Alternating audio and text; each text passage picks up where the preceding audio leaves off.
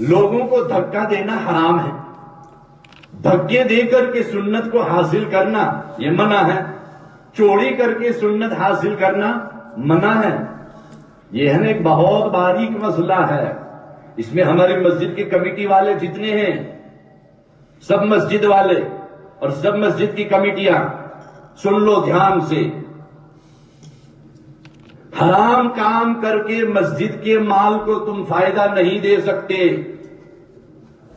چوری کر کر کے مسجد کے مال کو تم فائدہ نہیں دے سکتے، دھوکہ دے کر کے مسجد کے مال کو تم فائدہ نہیں دے سکتے، ملازمین کے حقوق کو مار کر تم مسجد کے مال کو فائدہ نہیں دے سکتے، اور یہ کہنا کہ میں تو مسجد ڈکے کہہ دوں، مسجد ڈکے چوری کروانوں کو نہیں کی دوں، مسجد نہ مال، مسجد نہ ہوں مال، مسجد نہ کوئی مال نہیں، مال کون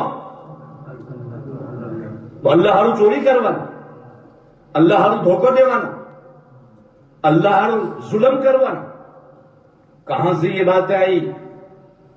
یہ حجر اسود کی مثال دیکھو، دھکا دے کر کے حجر اسود کی سنت کو حاصل کرنا حرام ہے، کیوں کہ مسلمان کو نقصان پہنچانا، تکلیف دینا حرام ہے، رشوت دے کر حجر اسود کے قریب پہنچنا حرام ہے۔ آپ یہ کہو گے کہ مولانا میں نے تو میرے جیب کے پیسے دیے، 5000 ریال دیے تھے میں نے پولیس والے کو تاکہ مجھے یہ سنت کا موقع مل جائے، تو ہم کیا کہیں گے؟ حرام، اس لیے کہ رشوت کو حرام کس نے بتایا؟ نبی صلی اللہ علیہ وسلم نے بتایا، الراشی والمتراشی فی النار، رشوت دینے والا اور رشوت لینے والا دونوں جہنم میں جائیں گے۔ اب سنت عمل حاصل کرنا ہے، حجر اسود کا کتنی بڑی سنت کہ حجر اسود ہم کو ہماری سفارش کرے گا، تو حرام کام کر کے سنت تک پہنچنا غلط ہے۔ بہت ساری مساجد میں اور کمیٹی والے حضرات اپنی جہالت کی بنیاد پر ظلم بھی کرتے ہیں، دھوکہ بھی دیتے ہیں، جھوٹ بھی بولتے ہیں، چوری بھی کرتے ہیں، اور کیا کہتے ہیں کہ ہم نے تو مسجد کو فائدہ دینا ہے، ہم نے تو مسجد کے لیے یہ کیا ہے۔ مسجد کسی چیز کا مالک نہیں بن سکتی، مسجد تو عمارت زمین کا نام ہے، مسجد کی جتنی پراپرٹی ہے وہ کس کی ہے؟ اللہ کی ہے، اسی لیے مسجد کو شرعی لغت میں کیا کہتے ہیں؟ وقف۔ تو آپ سنیں گے سعودی عرب میں جتنے بھی عرب ممالک ہیں وہاں ایک منسٹری ہوتی ہے، منسٹری، پوری منسٹری، اوقاف کی منسٹری، کہ پورے ملک میں جتنے بھی وقف کام کرے جائیں گے یا کیے جائیں گے وہ وقف کے ذریعے سے کیا جائے گا، اس منسٹری کی ماتحتی میں کیا جائے گا۔ تو یہ سن لو کہ جھوٹ بول کر، دھوکہ دے کر، ظلم کر کر، چوری کر کر تم مسجد کو فائدہ نہیں دے سکتے، اس لیے کہ مسجد کو فائدہ نہیں ہو سکتا۔ مسجد کا جتنا کچھ ہے وہ کس کا ہے؟ اللہ کا ہے، اور اللہ نے العیاذ باللہ ہمیں یہ نہیں کہا ہے کہ لوگوں کے حق مار کر کے مسجد کو فائدہ پہنچاؤ، ہرگز نہیں۔ اسی لیے یہ بات بہت ضروری ہے کہ مسجد اور وقف کی جگہوں پر ذمہ داری لینے سے پہلے مسائل سیکھو، سیکھو کہ یہ کیا ہے۔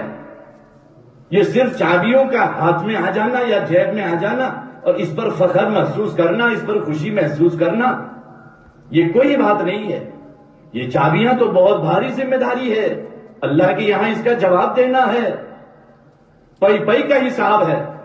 جب ہمارے مالوں میں پئی پئی کا حساب ہے تو اللہ کے گھر کے مال میں چھٹکارا نہیں ہوگا۔ اسی لیے فقہاء نے بڑی بڑی کتابیں لکھی ہے۔ حضرت مفتی رشید احمد لدھیانوی رحمت اللہ علیہ، ان کی بہت مشہور کتاب ہے جواہر الفقہ۔ جواہر الفقہ میں حضرت مفتی رشید احمد لدھیانوی رحمت اللہ علیہ نے اتنا بڑا رسالہ لکھا ہے کہ جو لوگ مسجد کے متولی بننے کا شوق رکھتے ہیں اور جو لوگ مسجد کی ذمہ داریوں میں لگتے ہیں، ان کو یہ مسائل جاننا ضروری ہے۔